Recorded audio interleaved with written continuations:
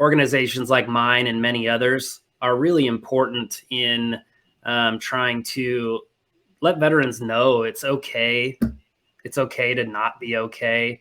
And so even though VEA leads with the business side of things and saying like, hey, let's help you flesh that out. Let's help you decide whether that's the next chapter. And if it is, we educate you. We create collaboration and community around you. But then we sneak in that kind of touchy-feely, corny stuff where it's like, you need to focus on some self-care, right? You need to get out and make some friends, get off your butt and go to the gym, like do something good for yourself, because that's going to be like the full recipe to actually kind of really successfully entering that next chapter. Yeah, it's crazy because my mother-in-law always said, you are who you hang out with, and when you're in these communities, and you're in communities like you're around people like yourself who are successful, it really gives that. It's more than just words, right? You see this person who has succeeded, and maybe you're cut out for more of an entrepreneur life. I feel like a lot of us military people, especially when we get out, we've done the whole follow orders thing. Now we have all this experience. We want to kind of do it on our own. But there's so many, I feel like bars to admittance, Yeah. Maybe talk about some of those. Yeah. So you talked a little bit, I think, before we went live about barriers to entry, right? Mhm. And so I'm glad that you planted that seed because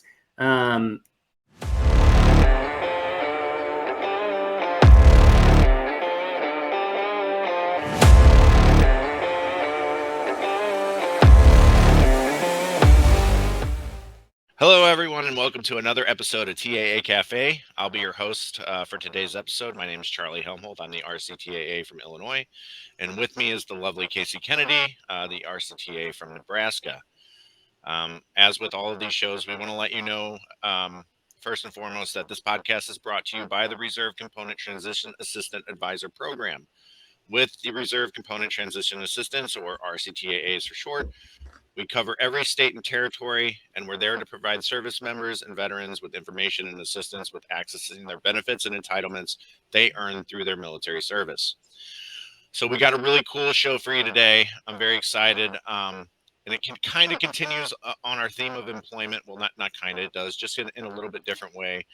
We've got Isaac Belden, the founder and executive director of Veteran Entrepreneur Alliance, or VEA for short. Isaac's a business owner with an entrepreneurial spirit and a strong work ethic. I love this. His military background has given him the way that whoever wrote this, it's just awesome. The ability to be decisive without being impulsive, confident without being arrogant, and tactful without being timid. He's worn a lot of hats in his professional life. He's been a sales manager, team leadership, supply chain management, quality control, and pretty much everything in between. In 2018, he became the founder and executive director of the VEA. And the VEA works to ensure veterans build a thriving business through training, mentorship, and while having access to resources. So, Isaac, welcome. And before we get into the VEA stuff and some of the stuff we were talking about before the show, I just want to give you an opportunity to kind of tell the folks at home about yourself. Yeah, thank you guys for having me. So I guess a little about me is I'm a husband, I'm a father, I'm a veteran. Without getting too offensive or too spicy, I consider myself a bit of a recovering dumbass. There was a time where I really kind of messed things up for a bit, and just feeding into all of the wrong ways of going about things. And it was when I got my first taste of entrepreneurship that I felt like I had a purpose again and another reason to just kind of keep on going one more day. And so that's kind of what's brought me to this stage in my life where I'm doing what I'm doing and loving every single second of it and helping other people just like me, maybe not make the same mistakes that I did, or just avoid them altogether or help them get out of them. Cool. Awesome. So you said when you got your first taste of entrepreneurship, what was it that you were doing exactly during that time that kind of helped you get out of the funk? So it's actually interesting. So technically, I wasn't, well, not technically, I wasn't running my own business. Really, my first taste of entrepreneurship was actually intrapreneurship. So I was working within a company where I was kind of given a wide berth where I could create a team, and I loved it. It was incredible, and it was from that kind of the seeds were planted that okay, this is great, but if I were steering my own ship, right, I could do more. And then once I did that, I went out and I started my own company. And once I did that, I was just like, okay, well, this is great for me, and this is great for my family, and this is great for the customers that I'm serving. But what I found through this journey, I could do more. And so that next stage was okay. If this worked for me, if starting a business and going down that path with my life could start to turn things around for me or kind of change my perspective or my trajectory, it would likely work for other veterans just like me. So that's where the idea to create something to help veterans kind of write that next chapter, if entrepreneurship happens to be the direction that they'd like to go.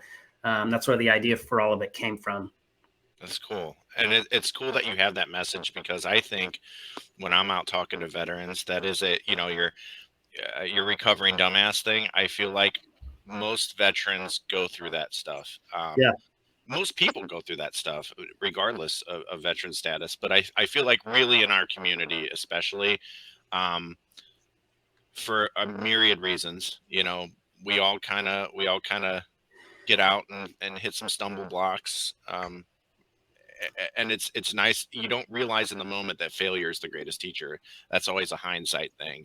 But it's really cool that you came through that and you have that message. And it's kind of a message of hope and redemption. And tell us a little bit about that and about VAA.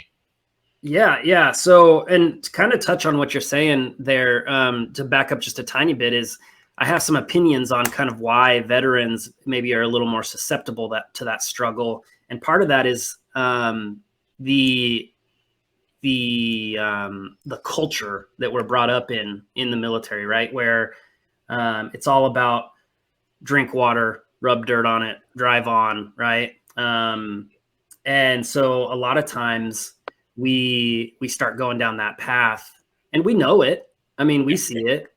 Maybe to some degree we're blind to it, but when it comes the time that we need help, we're not always willing to ask for it or accept it when it comes. So it's changing that kind of mental. Organizations like mine and many others are really important in trying to let veterans know it's okay. It's okay to not be okay. And so, even though VEA leads with the business side of things and saying like, "Hey, let's help you flesh that out. Let's help you decide whether that's the next chapter." And if it is, we educate you. We create collaboration and community around you. But then we sneak in that kind of touchy feely corny stuff where it's like you need to focus on some self-care, right? You need to get out and make some friends, get off your butt and go to the gym, like do something good for yourself, because that's going to be like the full recipe to actually kind of really successfully entering that next chapter. Yeah, it's crazy because my mother-in-law always said you are who you hang out with. And when you're in these communities, and you're in communities like you're around people like yourself who are successful, it really gives that. It's more than just words, right? You see this person who has succeeded, and maybe you're cut out for more of an entrepreneur life. I feel like a lot of us military people, especially when we get out, we've done the whole follow orders thing. Now we have all this experience. We want to kind of do it on our own, but there's so many, I feel like bars to admittance. Yeah. Maybe talk about some of those. Yeah, so you talked a little bit, I think, before we went live about barriers to entry, right? Mm-hmm. And so I'm glad that you planted that seed, because after World War II, nearly 50%, just shy of 50% of veterans came back and started businesses. So as of the most recent research that I've been able to get my hands on, we're sub 5%. Now, that is in part due to there being a lot more barriers to entry now than there were before, right? Like back in the day, like post World War II, you come back, you say, hey, I want to be a business owner, and you're a business owner, right? Like essentially the technology wasn't so difficult. I'm sure the licensure and all of those things weren't as difficult.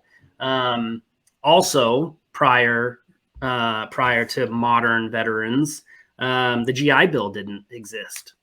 Right. So there were not as many opportunities. So a lot of veterans are, and it's a good thing, right? They're going out and they're exploring other things. But I just don't believe that there's enough of a barrier to entry. I think people believe the barriers are higher than they really are, or are not willing to, or not able or willing to ask for the help that they need to overcome those barriers, that it warrants a drop from 50 to sub 5, right? Like there's a huge decline in veteran entrepreneurship in America. So I'm really glad you brought that up, because that's something that's a message that I really want to scream from the rooftops, is like, hey, like, let's get back to veteran entrepreneurship in America. Let's like get out there, let's roll up our sleeves, and let's do what we are good at doing, and that's leading from the front. Dude, I love that. I love that message, and I love that you're talking about this. I feel we talked a little bit about this again before, but I think it warrants bringing back up, is that like we got to talk about, when we're talking about those barriers, though. You know, one thing is we have the smartest army in the world, right? And we don't ever attack. We'll fight anywhere, but we don't ever attack unless we have 3-to-1 odds. And so like I feel like veterans look at these barriers and they're like, that's not smart for my family. That's not something, I don't have the capital. That's a big one we got to get into, is the capital, right? To start these things. So maybe you can address some of those barriers. Yeah, absolutely. And to kind of address the 3-to-1 odds, right? It's scary. It's scary. And we talked about this before, about kind of this unreasonable expectation that you're either all in or you're not in at all, right? And so I think a lot of veterans think that they have to attack. They gotta put all their chips, they gotta push all their chips in to the center of the table, and they gotta go for it. And that has just been such a stupid fallacy that's been perpetuated for way too long. It's okay to test the waters. It's okay to side hustle it. It's okay to hobby it, because you don't know what you don't know. Your idea might be crap. Like it sucks to say, right? But you don't know until you start testing it. So that's one thing that I want anybody listening. If there's nothing else you hear from this entire, or nothing else that resonates with you from this entire broadcast, I want you to hear my words when I say it is okay to just do it as a part-time gig. It is okay to test the waters and try it out before you put your livelihood and the livelihood of your family on the line for that. Now, as far as funding goes, that's always a huge problem. And unfortunately, and not everybody likes to hear this, but it's pretty true. I'd say more often than not. I sit on a national committee for the SBA called the Advisory Committee on Veteran Business Affairs. And when I joined that committee, I asked to be put on the Access to Capital subcommittee, because when I read the reason that subcommittee existed, they actually say right in their charter that it exists because they believe that there's a bias against veteran borrowers. Now, initially, I was mad, and I was like, "That's crap. Like, if that's really a thing, then what the hell, right?" And then I took a minute, and I decided to put my grown-up hat on, and I really thought about it, and I was like, "Wait a minute, I used to be that veteran that a banker would laugh out of the building. And it's not because I would be walking in there without the drive or even the skill or whatever you want to call it to accomplish the goal. My credit was terrible. My financial literacy was terrible. So I realized that if this bias does exist, we earned that bias, because the average veteran, the average enlisted veteran, I should say, typically comes from a background of where there's a lack of financial literacy. Our parents maybe didn't have it, and so they didn't teach us the skills. We joined the schools didn't teach it to us. So we joined the military a lot of times looking for a better life. And so the military damn sure doesn't teach it to us. If anything, we just kind of solidify those poor financial habits, because we get our first big check and we buy stereos and drinks and big tires and all of the stupid things that are fun but not meaningful. And so whether you stay in for 4 years or 8 years or 20 years, they kick you out on the other end, and you're just a 30, 40-year-old financial baby. And so we have a big focus on trying to kind of right that ship. And we're working really hard with local leaders as well as national leaders to create more of a focus on financial literacy in the veteran space, because there are a lot of just people, right? Like, obviously we're focused on veterans, but just people that think they need money before they need money. And that kind of ties into the whole, like, if you're not all in, you're not in at all kind of thing, where I run into people that say, like, well, I want to apply for an SBA loan. Okay, how much do you need? I need $150,000. Okay, what are you going to spend it on? Well, I need a truck for this, and I need this. And it's like, okay, well, so far of the 150, like, maybe we've spent 75 of it. So what's the rest? Salary? It's like, not a good plan, right? So so being able to walk into your business life with a better picture of what is it going to take to do this and do it right, and not get yourself too underwater in the very beginning. So if, a year, 2 years, 3 years down the road, if this whole thing falls flat, they're going to get their money, whether you've got a business or not anymore, they're going to get their money. And would you rather start lean and be safe, or go all in, take out a lot of debt, have it fail, and then be having that constant monthly reminder every time you pay this thing of that fumble, right? So focused very heavily on the hold on, I froze again. I just did too. Charlie's internet for the win. All right. Am I still you had frozen? problems No, first. you guys have been fine for me the whole time. Okay. So we focused really heavily on the financial side of it there, because that's the thing that gets you in the most trouble early on, is the belief that you need a lot more than you really do without really thinking through. And you may need it, right?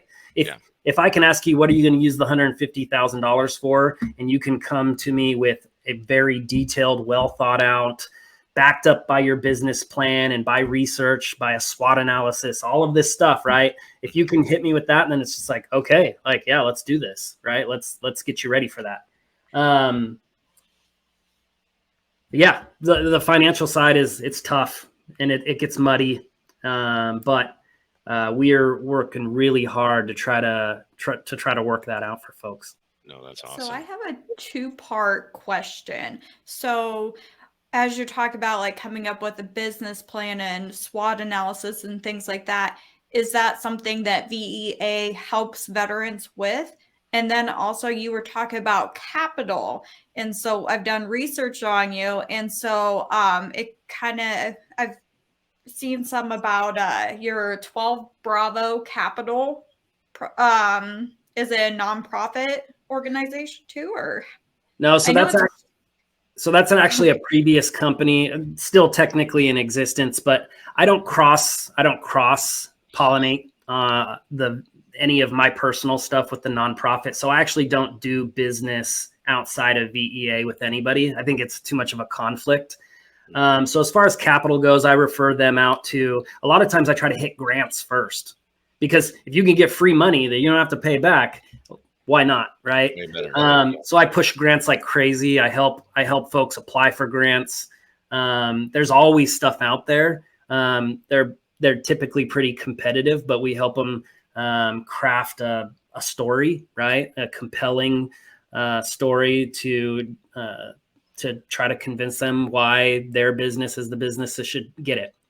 When it comes to any actual money that needs to be paid back, loans and things like that, we've got some great partners, local institutions, banking institutions that are leaders in the SBA lending field, as well as some other kind of alternative lenders that have 0% interest loans that are really great. There's a nonprofit out there. I believe they're a nonprofit. Don't quote me on that.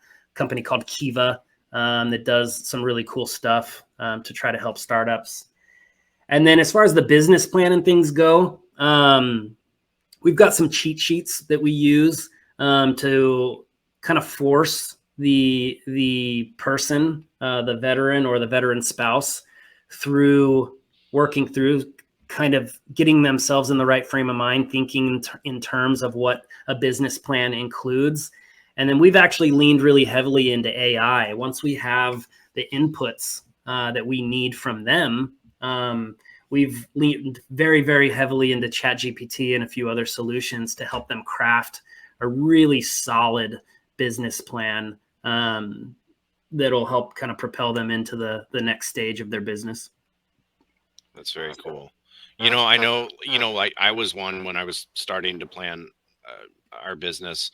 I went to Military One Source and I dug through, and you can find some of this stuff there, but it's so cool because like I would look at some of this stuff and be like, okay, this is a great tool, I'm sure, but I don't even know what this is. I might as well be looking at the Rosetta Stone here. I have no idea, but like, it's great that organizations like you fill that need,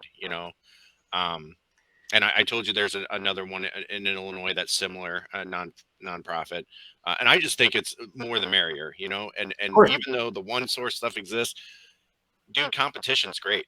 And if obviously you guys are doing something right because you're kind of at the forefront of the game. So, well, and the problem here, right, is a lot of people, they say that veterans are an underserved population.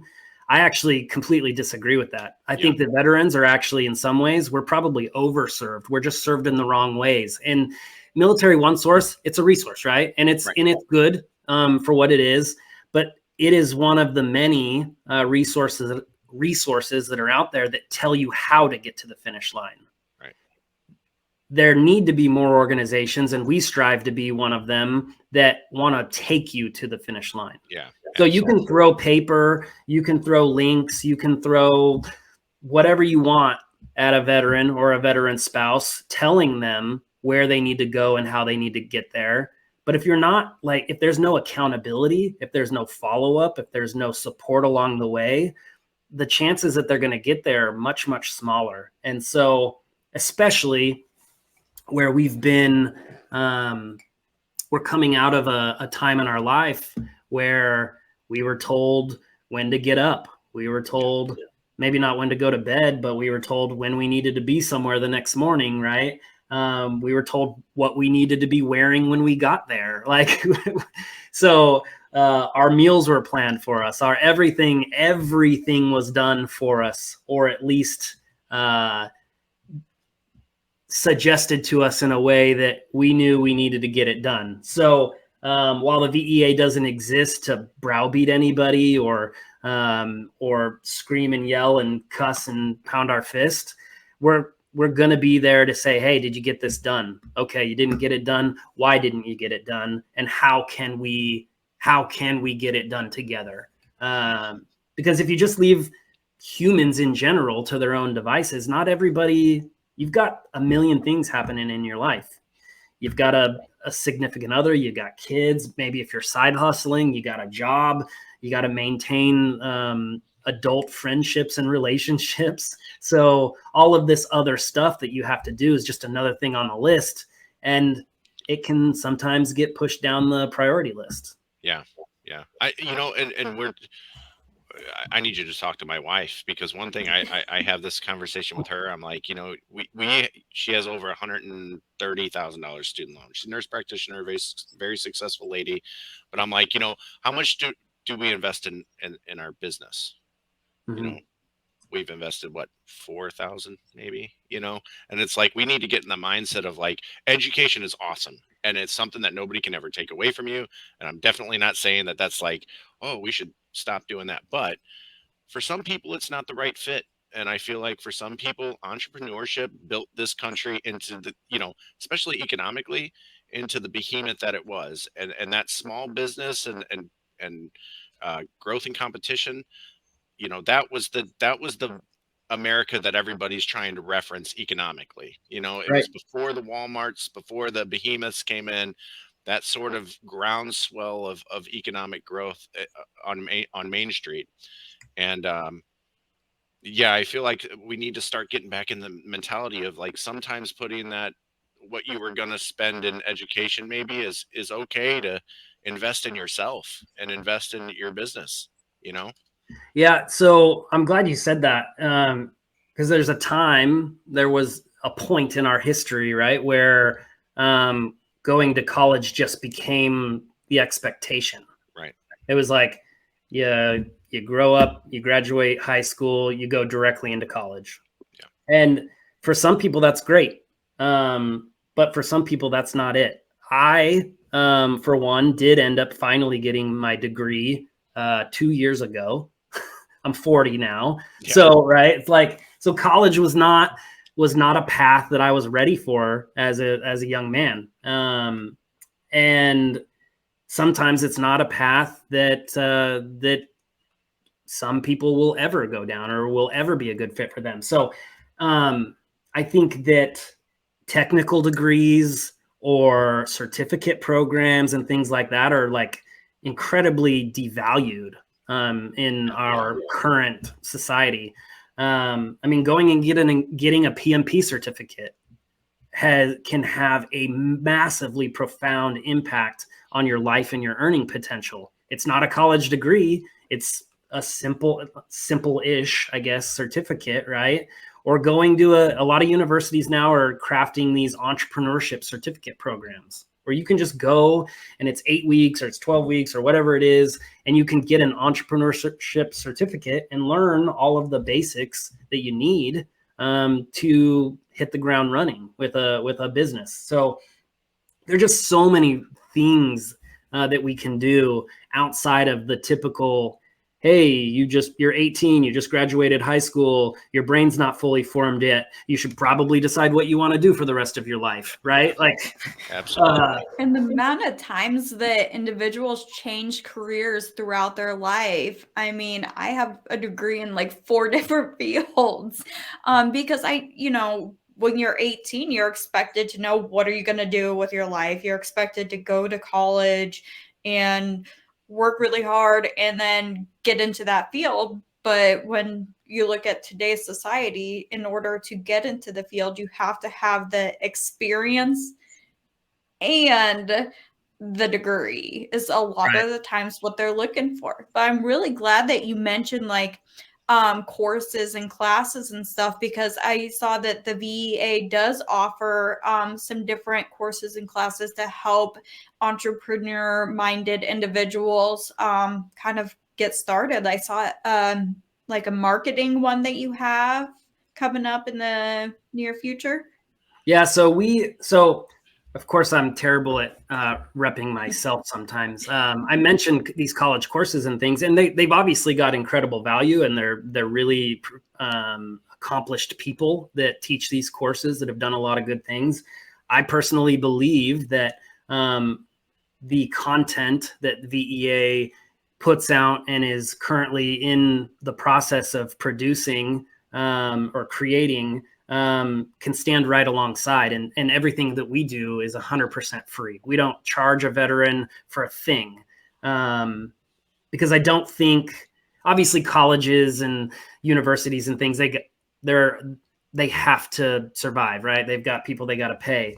As a nonprofit, I've got that agility where I can go to corporations and government entities and things and say, hey, this is this amazing thing that I want to do for people, and they're willing to fund us. So I don't have to ask that veteran, hey, give me some money so I can help you write that next chapter of your life. I can say, hey, give me your time and give me your story, and let's write that chapter together as equals.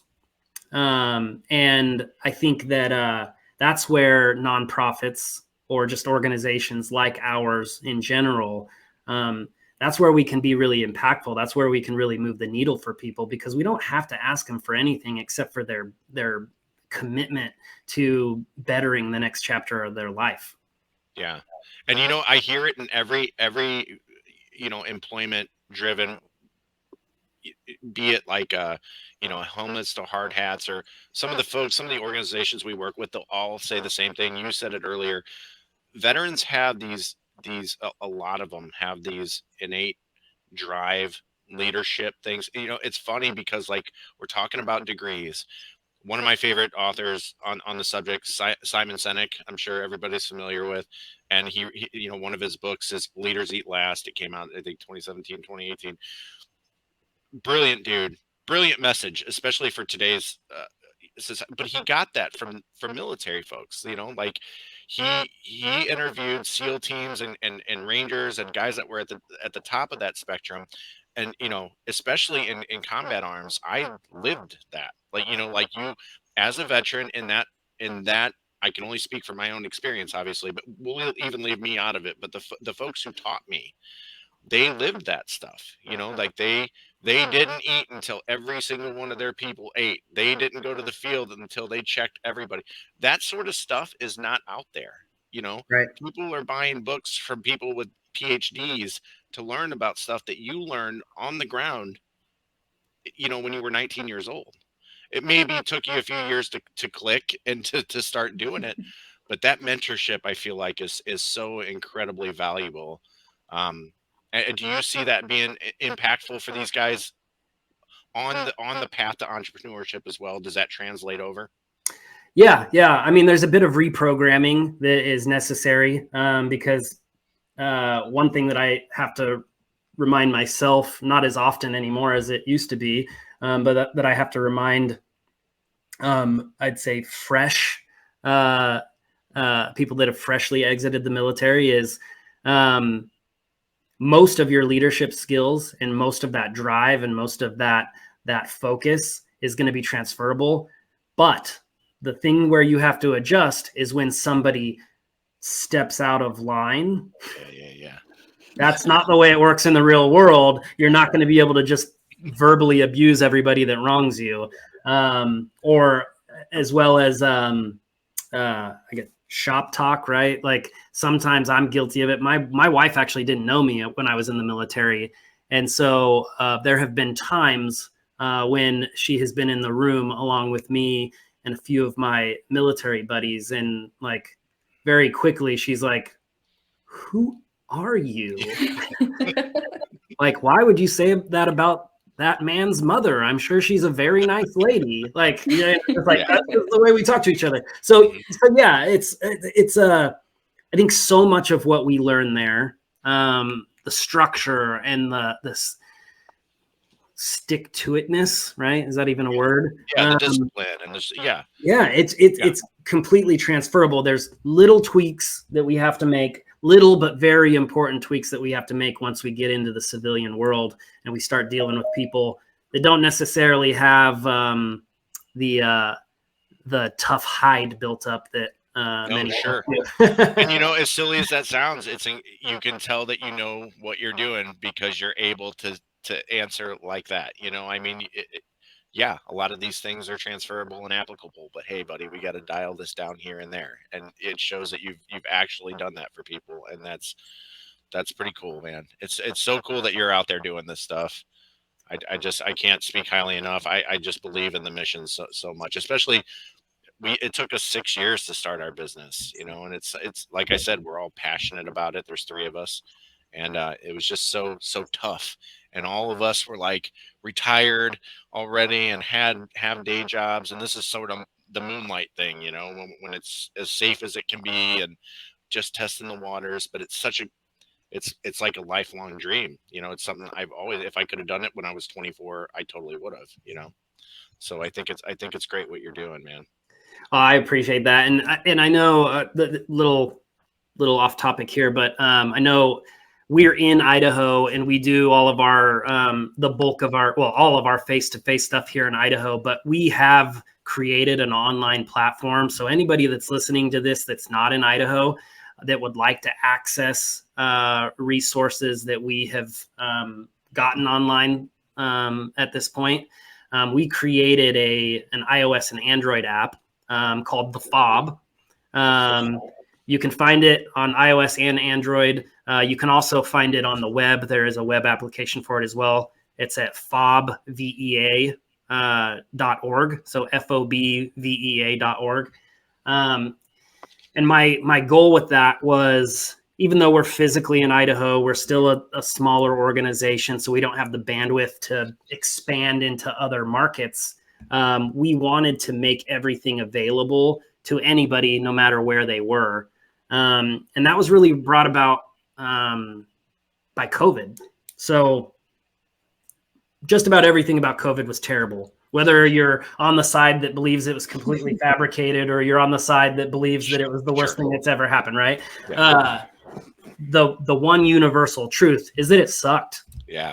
It disconnected us from one another. It made it impossible to do a lot of the things that we wanted to do. And it really got me thinking, and it made me think about, even prior to COVID, I could have 250 people in a room, but I knew there were 1,000 that probably needed to be in the room. And they were either located geographically too far away to be there.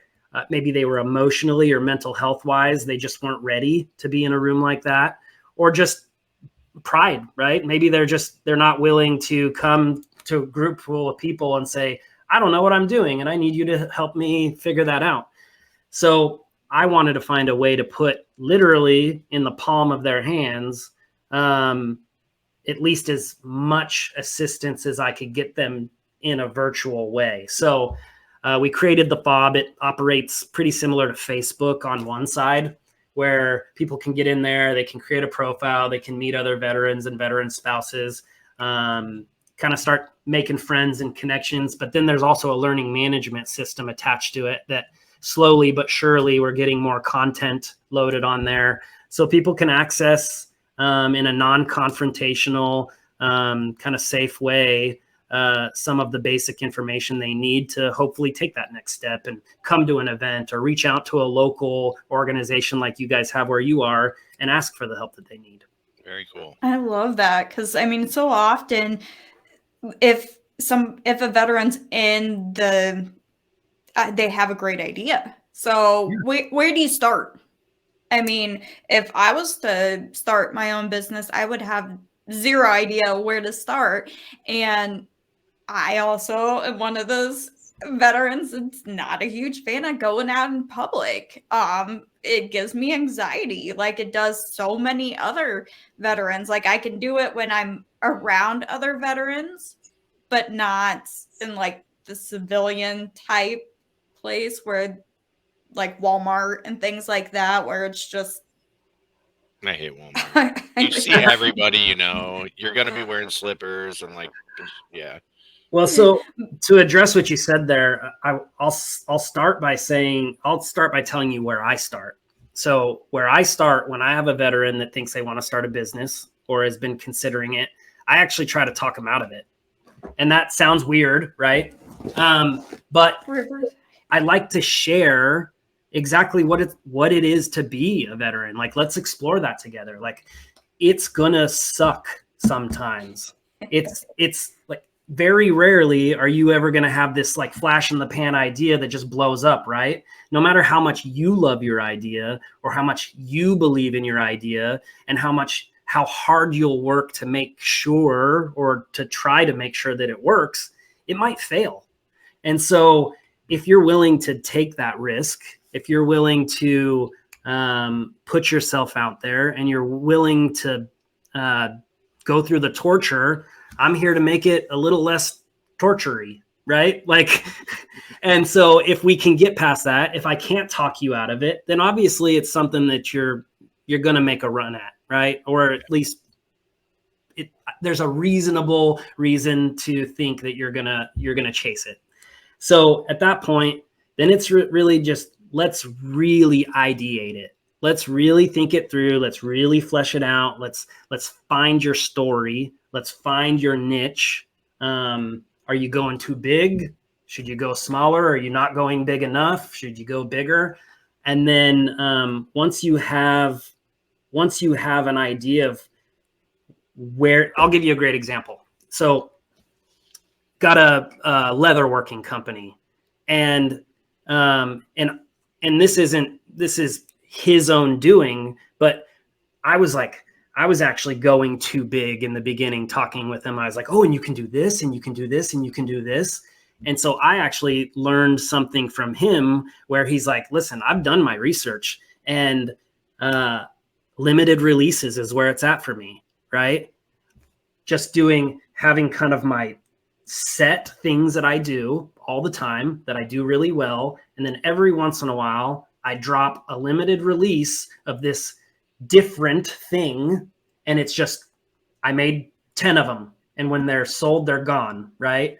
So being able to kind of work through that with a veteran or a veteran spouse and say, it doesn't have to be everything all at once. It can be one thing. It can be two things, but it probably shouldn't be all 100 things that you could do, because you're just going to get lost in the mix. So just working through some of that, like, you love it, so you just want to go like pedal to the metal. You want to, like, if I just throw enough at the wall, it's going to work. And as I just shared, I'm guilty of it still too. So I definitely I'm not perfect in that. I fall into that trap still. So the ideation phase, the business plan, like really looking at whether or not you have a reasonable expectation of success in your market. Because and I tell people this all the time and they don't always listen, but t-shirt companies and coffee companies, there are a lot of them. So stop creating more unless you've got something just rock solid and interesting and you're pulling heartstrings, or you've got like an it factor that's going to make it work. Otherwise, like, if you know that there are 20 custom t-shirt companies in Boise, you probably shouldn't start the 21st. So, and then once we get past that, then obviously it's all the education stuff. It's getting them set up with the state. Like, what kind of licensing do you need for the type of business that you're running? If you're, and obviously I'm well versed in Idaho stuff, and it's different everywhere. But like in Idaho, if you're selling a service, in order to get started, you literally just have to file one filing with the Secretary of State, and then you need to go get an EIN, and you're in business, right? If you're selling a product, you need to make sure you go and get a sales and excise permit. So there's so much of this little, like, just like, and I say it all the time, you don't know what you don't know. I've probably said it 1,000 times today already. There's just all these finite little things that, unless you've got somebody right there looking over your shoulder, you're going to miss some stuff. And so it's the boring things in the beginning. It's the kind of tiresome things. It's what feels like torture things in the very beginning, that if you can get up past all that, then the rest is gravy. Let's go out and let's brand you. Let's get you in front of people. Let's get people excited about what you're doing. But we got to get them on stable ground first. Very cool. Do you have anything that you would like to say to our viewers? Any upcoming events that you would like them to attend? Yeah, so I mean, anybody in Idaho, right?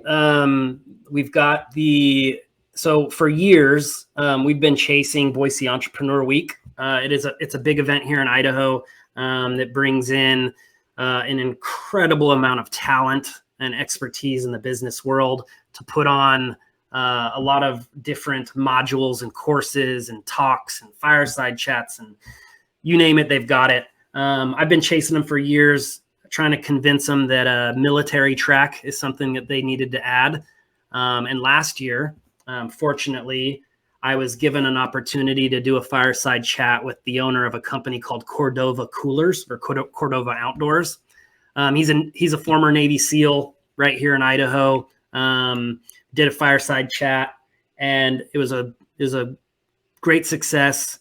And then they had their pitch competition at the end of the event last year, and 3 out of 4 of the winners of their main pitch competition were veteran-owned businesses. The first place guy that won $100,000 was a veteran-owned cybersecurity company, which ended up turning into $200,000 because that investment in his business attracted somebody else that wanted to match it.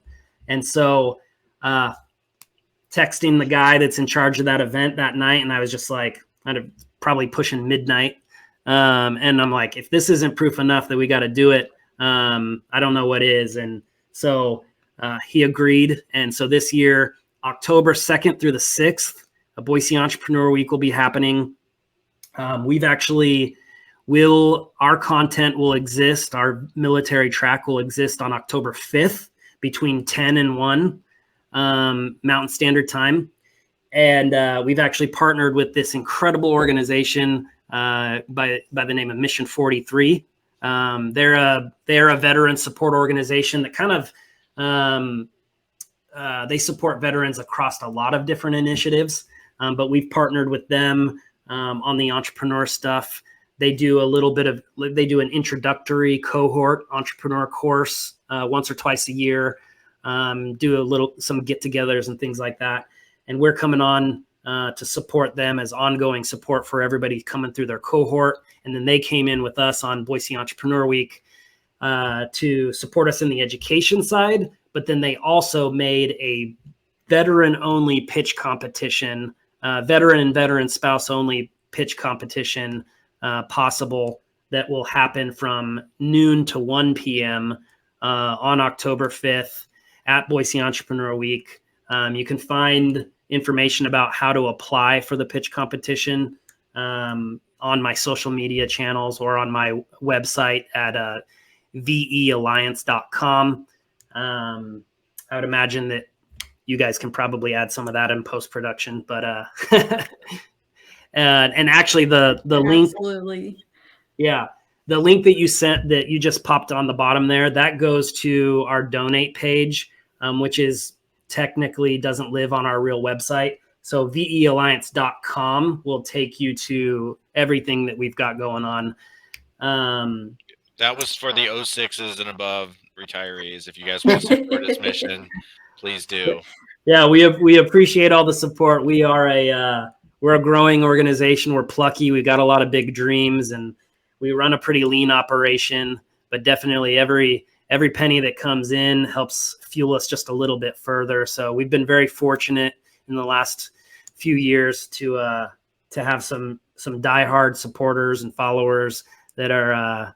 I mean, at the end of the day, I'm just the guy doing the thing, and without people that see something in what we're trying to accomplish, none of it would be possible. So, no, man, it's awesome. It's awesome what you're doing, and you're making, amazing roads doing it. And I tip my hat to you, sir. It's really cool what you're doing for our community, and very, very much needed. Well, thank you. And anything that I can do to support your mission as well, I'm happy to do it. I just love to see good people doing good things for the veteran community or the military community in general. So anything that I can do to help kind of further your goals and your mission, I'm all in. Awesome. All right, man. Well, thanks for being on again, guys. Everybody go check out VEA. Check Isaac out. give him a call, bug him. If you have any dreams whatsoever of being an entrepreneur. All right. Awesome. I think that's our show, everybody. Yep. All right, guys. Thanks for joining us and educating us. Yeah, thanks for having me.